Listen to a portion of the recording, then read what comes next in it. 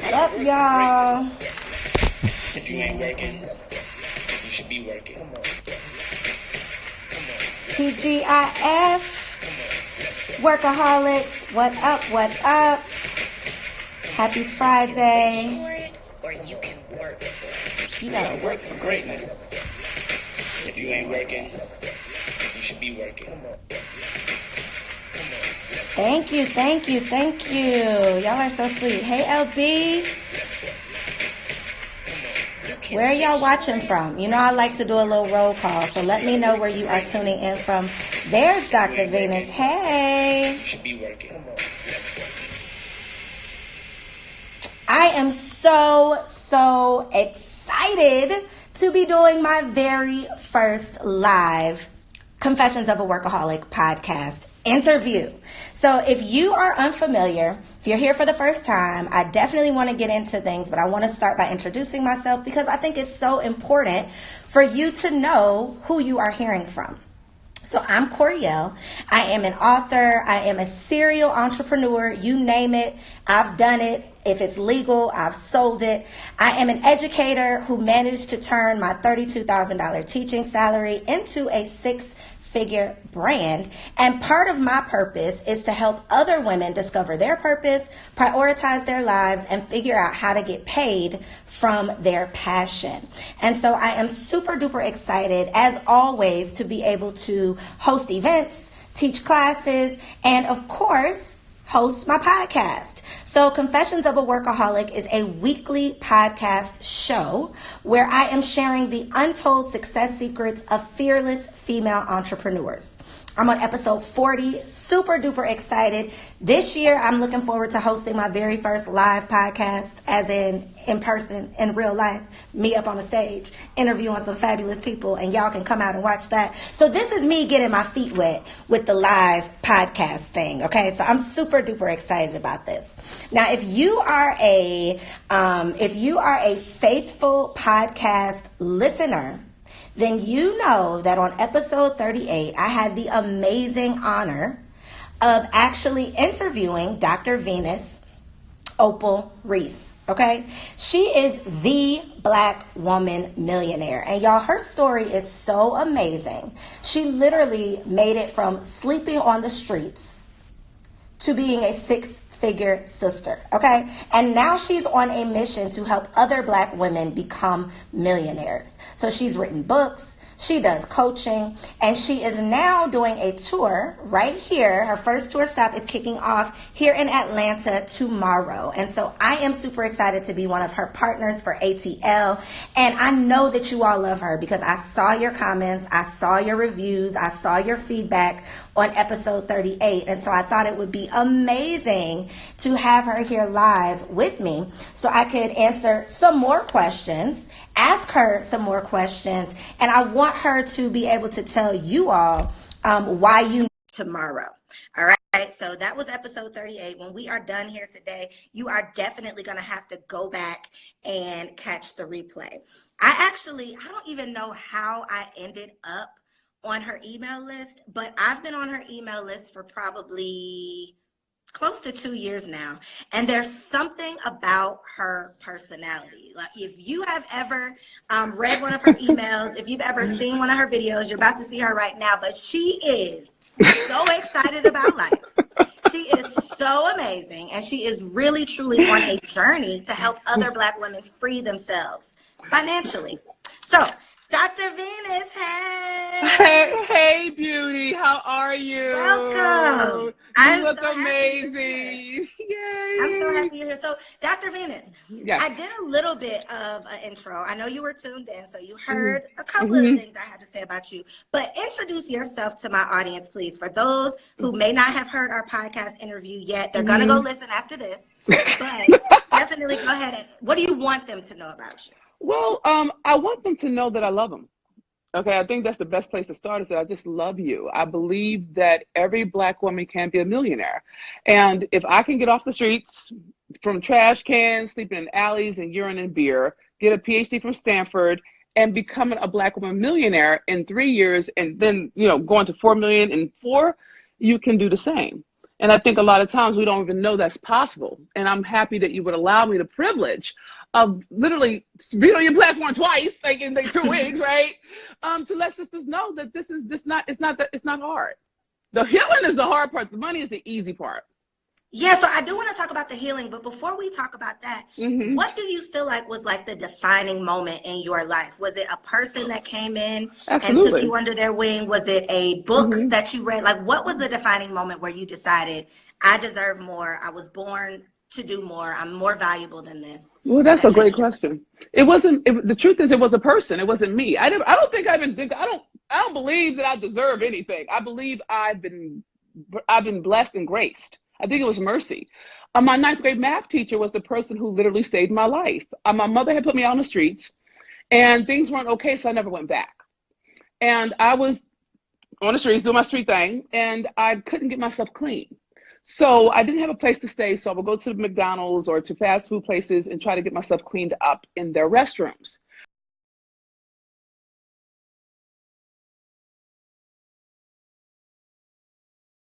But I went to school because it had food. It wasn't for education, Koereyelle. It was functional. I'm like, okay, food, go. And I went to school smelling like urine because I couldn't keep myself clean. And we call it bullying today. Back in the day, we called it teasing. And it was my 9th grade math teacher, a Black woman, who in a lot of ways protected me. You know, she said, look, go sit in my classroom. If y'all say something to me, I'm gonna give you a 0. And she just really took time with me. She was the person who took me to get food. And after that, she ended up giving me my first pair of Hanes underwear in the plastic. She got me a toothbrush, toothpaste, and she didn't shame me. She didn't embarrass me. She didn't ask any questions because where I come from, you never tell. So I wasn't going to tell nobody I was on the streets. And it was her love. And over time, she did so much for me. It would take too long to get into all the details. But she showed me through her actions that I mattered, that I wasn't a piece of trash, that I wasn't something just be kicked around and disregarded. And because of her love, not because of my willpower, which people want to make it, nope, she loved me through my bruises. And I believe that as Black women, people don't love us through our bruises. And I want to be for the people who I resonate with, my tribe. I want to be who Nana has. I want to be for you what Nana's been for me, which is my champion. So it was really a person, Koereyelle. It wasn't me. It wasn't any willpower. It was grace. It was mercy. It was a Black woman who saved my life. So I know that is part of your purpose now because you are helping other Black women. Like you said, now that you have learned yourself, you want to pull other Black women up with you. So what are some of the things that you do in your personal life and your professional life to mentor other Black women, to coach and educate other Black women so that they can start healing those hurts and, you know, turn their pain into a paycheck, which is what we're talking about today. I love your alliterations. Pain into a paycheck. I'm about to spill. Well, this is what I do. I believe in tithing. I think tithing is a function of your time, your treasure, and your talent. So, for example, we're in Atlanta, and there's this beautiful woman that I love named Jackie Martin. I call her Miss Jackie because she's older than me. She's a mentor for a nonprofit here called Just Us Girls. Now, our company, Define Possible, we've donated to that organization for 3 years. We bought them a van. We've done fundraisers for them. But what I chose to do this time around was go to her business and pour my multi-million-dollar brain trust on her and her leadership team. Because I can donate money, but that runs out. But what if I can teach you how to turn your mess into a movement? What if I can teach you how to market? You see what I'm saying? So what if I can show you how to heal so that you can be profitable without slaving? So I believe in really looking at ways to give with no strings. And that matters. I think a lot of times as Black women, we're so used to exchange. You know what I'm saying? You do this for me, I do that for you, right? But what if you can give for free? What if you can love somebody just because you can? I think that the demonstration of love is the thing that makes a difference for Black women to feel safe and for us to grow. Okay, so you said this thing. This wasn't on my list of questions I had, but you said this thing on the podcast, and I think it blew me away. But you were talking about how when you are giving, you're constantly giving, you're teaching people to take from you. Can you talk about that a little bit? I think that's another thing Black women do, is we feel like we have to give everything we have in order to get just a little bit It's in beautiful. return.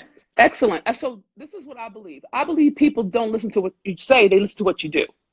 So if you are somebody who is what I call an overgiver, givers cannot not give. Takers cannot not take. The problem is givers end up giving to takers. You see what I'm saying? And takers will take and take and take. All right? So what happens when a taker gets with a taker, they have an unspoken agreement to keep taking. All right? When a giver gets with a taker, she feels used. So what you have to start doing is discerning who you're giving to. When you're giving with the unspoken expectation that people are going to give back, that's not giving, that's trade. You see what I'm saying? And you train people to expect you to always give. So when you do that without allowing yourself to receive, without making requests, without setting boundaries, people will come to you with the expectation for you to do what you did before. And if you do that over a series of practices over time, it becomes not only an expectation, it becomes an obligation. And then when you try to change up, they're insulted because you never set personal boundaries. You didn't say, look, this is an exception. You didn't say, look, this is a grace. This is a love offering. This is my demonstration of love to you. This is a gift. You didn't say that. You said, oh, I got you. Woo, no problem. I said, you just train. Oh, well, shit, you do it once, you do it twice. So we have to understand that you are precious and you have to really know who's worthy of your love, who's worthy of your time. And if you don't know that, you'll give it to somebody by virtue of them being nice or flattering. But if you're exhausted and you're not being fed, if it's not equally yoked, you're giving too much. So you talk about, I think this is phenomenal too. I read this on your blog and we talked about it on the podcast, but you talk about self-esteem money versus self-worth money. And I think definitely as women, and especially as Black women, we have to start valuing ourselves more. And I know you told me this yesterday, you got me together real fast, but talk a little bit about the correlation between how you feel about yourself and how other people value you. Okay, great. So I've learned that there are two different kinds of money. And ladies and the brothers who love us, you may want to jot this down because it's something you have to think through. Self-esteem money is based on a psychological term.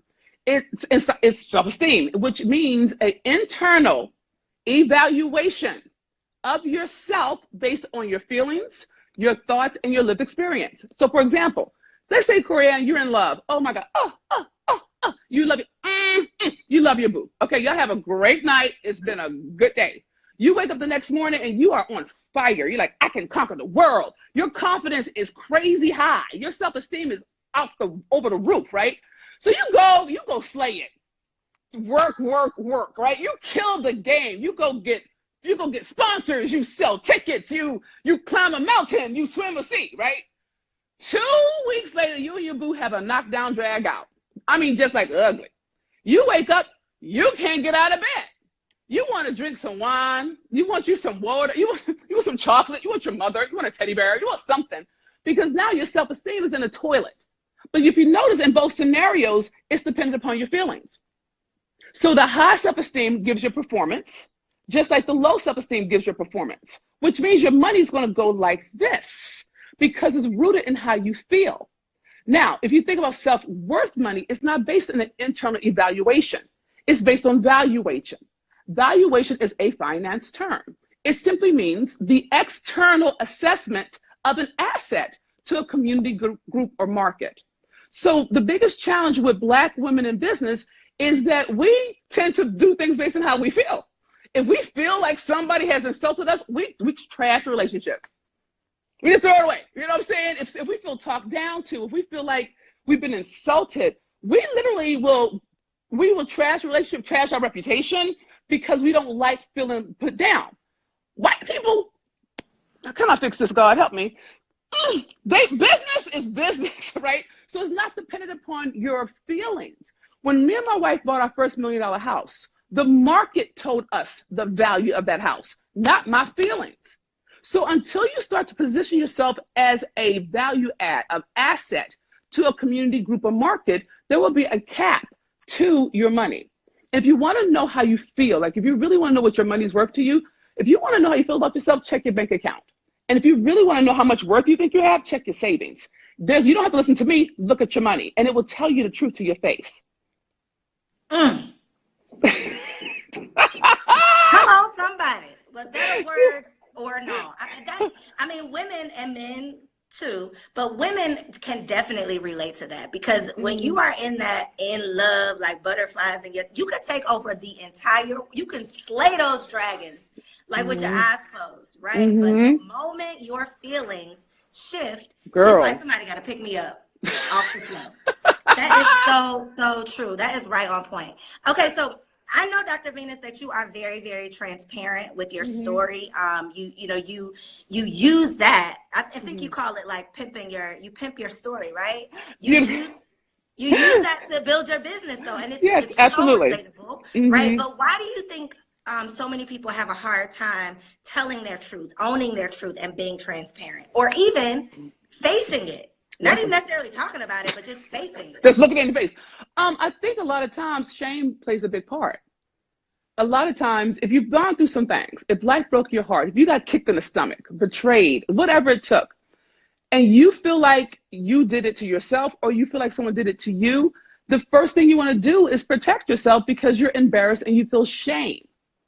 And this is the problem with shame, is that it keeps everything hidden. So it can't come to the light. You know what I'm saying? If it can't come to light, it can't be healed.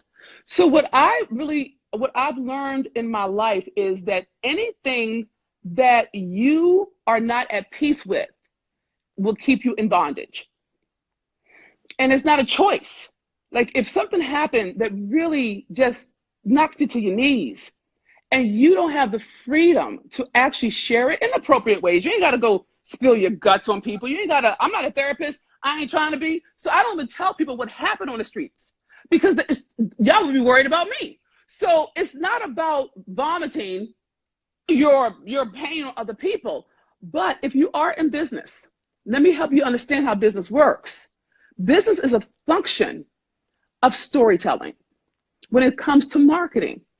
And if you want to have a tribe, if you want to have what I call high-end leadership, you have to create heart connections. And the way that people connect is through pain.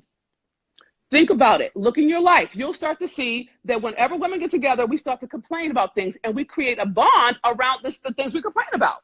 Men, they start doing it with women. They do it with sports. But we complain. But it's true. It's a human thing. So if you're not willing to share your story and let people to your heart space, you will not have heart connections, which means you will not have a tribe. When Beyonce, Becky with the good hair, said whatever she said, the Beehive lost their minds, okay? Because that's a tribe. That's not a customer. See, a customer has rights. A tribe will wait in the rain for you to drop your CD. You know what I'm saying? And they're like hardly tattoo your label on their chest, because a tribe knows the privilege of walking with you. They understand who you are, and they will fight for you in your absence. You don't want a customer, you want a tribe. And if you want a tribe, you have to be willing to let people into your heart space, and the access to that is your story. You good, Dr. Venus. You are. Okay, so listen. This book tour, right? And so I told them a little bit about it, that you were starting it off here tomorrow in Atlanta, but there are people from all around the country tuned in. So she's coming to more than just Atlanta. You can tell them all the cities, but this book tour is not just like a book signing.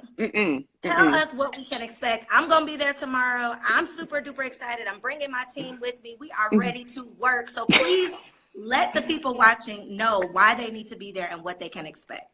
Well, this is the thing that you need to understand, that if you are a Black woman, and a man, you trans, white, everybody, I talk to Black women because that's my research and that's my lived experience. But my work works on anyone who's willing to do the work. Okay? So you're welcome to come. So please hear that. So please know you're welcomed. Okay? Just know I talk a lot of smack. I'm on my best behavior today. I haven't cursed not once. I did it this morning on Michael and Joy, but they forgave me. But so I'm trying real hard. I was hoping you would do a little cursing, Dr. Venus. Well, I'm trying. Lindsay training me not to curse. She's like, look, Oh. Lindsay, somewhere around here, publicist chick. She's like, Dr. V, you won't get us fine. I'm like, okay, fine. So the tour is designed, let me say it like this. The book is called The Black Woman Millionaire, a revolutionary act that defies impossible. And think of it as a 1-2 punch. The book teaches you how to heal your money wounds. Okay, that gives you a shot at 7 figures. The tour is a business training. There's a networking session where I'm going to teach you how to network like a money mogul. Rich people don't network like other people do. And you need to learn the difference. So I'm going to teach you how to do that. You're going to leave with at least 3 leads of sisters who are like-hearted that you could actually do business with. I'm going to do staggering business training that's rooted in my blueprint, the blueprint that got me to my first million, not the 4 million, but the first one, because the first one took a little doing. Okay. I'm going to also include what we call love seeds, pouring into you, where I'm going to pick maybe 1 or 2 very, very lucky ladies to sit. Koereyelle, like, I'm putting my hand up today. Right? Both of them. I love it. It's so great. Though. So that's just cute, too cute.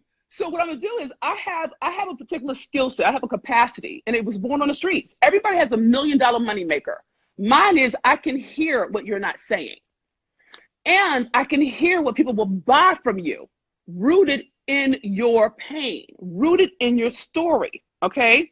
And so I'm going to pick maybe 1 or 2 very lucky ladies to benefit from my multi-million-dollar brain trust.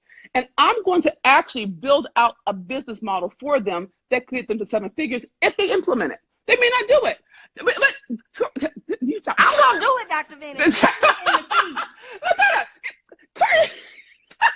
I'm sorry. That's not what this is for. No, that was funny, though. But the thing is, part of the thing that most people don't understand about money, Koereyelle, is that they think that money is a function of effort. They actually think it's a function of working harder. But that's not accurate. That is a leftover from the Industrial Revolution, from slavery, from a working class mentality. In a 21st century, in a globalized economy, your biggest asset is your knowledge, okay? Not your body doing stuff. So part of the challenge is really getting you to understand that your $1 million money maker is rooted in your lived experience, not your skill, because your skill can be replaced by somebody in Malaysia who'll do the exact same stuff you do for pennies on a dollar. And so then we'll wrap up the entire experience with a healing session, a healing ritual, so we can actually heal together. I think one of the things that happens as an entrepreneur, it can be very lonely. I work at home alone. I mean, thank God for a screen, you know what I'm saying? Because I don't have a cubicle, right? And when we're together, there's an opportunity for us to heal something that can't be done alone. So that's what we're going to be doing on all 10 tour stops. We're starting in Atlanta because Atlanta has been good to me my whole career, and I love you.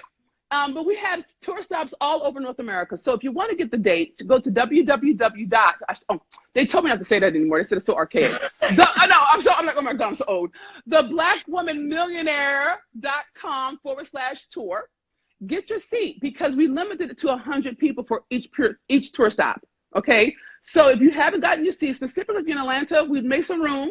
There was a demand. So please grab your seat. We would love to be with you. I can't wait to hug you, to love on you, and to really get you the secret sauce to becoming a 7-figure sister. Hello, somebody. Dr. Venus, I cannot wait.